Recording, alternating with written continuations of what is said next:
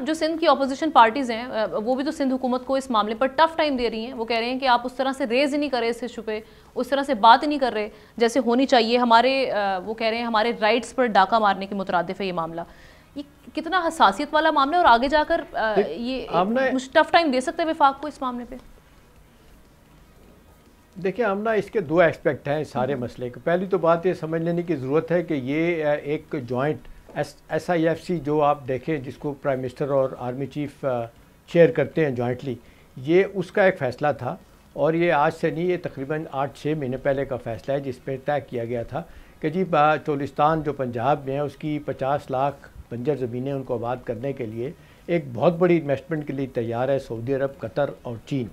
और वो चाहते हैं कि ये शराब हो जाए और इससे दोनों, उनको भी फ़ायदा होगा, हमें भी फ़ायदा होगा। तो अब मसला ये था कि इसमें इनिशियली जो बात हुई थी आसिफ जरदारी साहब के साथ, वो किसी हद तक इसको मान गए थे।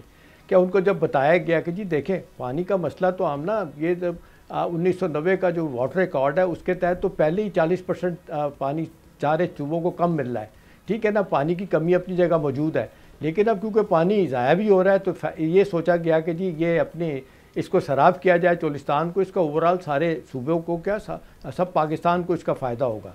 अब इसके लिए पहले तो थोड़ी ओपोजिशन हुई थी, जरदारी साहब तैयार हो गए थे। अब क्योंकि सिंध की आमना कौम परस्त जमातें बहुत आगे चली गई हैं तो ये थोड़ा सा बैकफुट पे गए हैं जरदारी साहब। लेकिन अब मुझे अच्छी तरह याद है और मेरी ये खबर भी है कि जरदारी साहब इस बात पे मान गए थे कि इन नहरों का नाम जो है ना महफूज शहीद निशान हैदर के नाम पे रख दिया जाएगा, और ताकि इस पर कोई मुखालफत इसकी ना हो। लेकिन अब क्योंकि मामला चला गया है ये कौम परस्त जमातों के पास, तो वो एक मसला बना रही हैं। आज थोड़ा सा टोन डाउन किया है वैसे इसको, जो जरदारी साहब का कल का सदारती खिताब था उसको आज बिलावल भुट्टो ने, और फिर वो इस बात पर आ गए हैं कि जी देखें वो हमारे तो जो मसले हैं उनको देखा ही नहीं जा रहा, हम तो हुकूमत में हैं।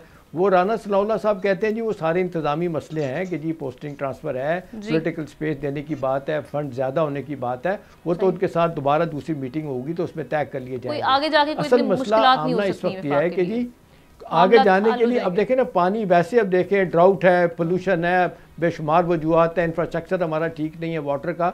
अब होना ही चाहिए था कि इन हालात में कि पानी जो ज़ाया हो रहा है, देखिए 40% पानी तो ज़ाया होकर दरिया समंदर में चला जाता है, उसको रोकने के लिए अगर तरीक़ाकार तय किया गया था और इनिशियली इस पर एग्री कर गए थे जरदारी साहब, जो तलात मेरी तलात है। अब मसला यह है कि अब उनको एक अपोजिशन का सामना है, मेरा ख्याल है थोड़ा अर्सा तक ये मामला चलेगा, लेकिन मुझे लगता है कि अल्टीमेटली इस पे आना पड़ेगा, इसलिए कि हमारे पास हल कोई नहीं रह गया। अब देखें ना, आपने कालाबाग डैम बनने नहीं दिया, उस पर एक बड़ा मसला था, वो आप बना देते तो आज 4,500 मेगावाट बिजली भी बन चुकी होती।